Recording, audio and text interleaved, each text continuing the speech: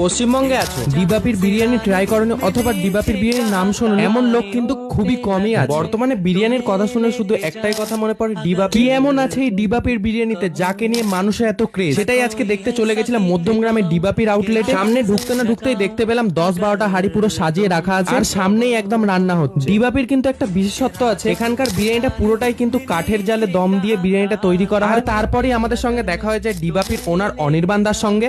Quality quantity এটা তো সবার আগে ডিবাপি মেনটেন করে এসছে দীর্ঘ বছর ধরে যাবে। এটার জন্য কিন্তু আর যদি কোয়ালিটিটাকে তুমি যদি ঠিক না রাখো, একদম তুমি হাজার অ্যাড করলেও তোমার হবে না কোনো কাজ। সেটাই। মানুষ একদিন খাবে, দুদিন খাবে, তারপরে কিন্তু খাবে না। মানুষ বাইরের ওই 60-70 টাকা থেকে বিরিয়ানি খাওয়ার থেকে 3 দিন টাকা জমি একদিন ডিবাপির বিরিয়ানি খাওয়া অনেক ভালো। ডিবাপির বিরিয়ানিতে শুধু বিরিয়ানি না, সুন্দর একটা অ্যাম্বিয়েন্স আছে। পুরো ঘিটা দেখতে পাচ্ছ, এখানে কিন্তু ডালডা বা ঘিয়ের নামে অনেক দোকানে আমি দেখেছি ডালডা ইউজ করছে, কিন্তু এখানে সেরকম কিছু আমি দেখতে পাইনি। দামটা একটু বেশি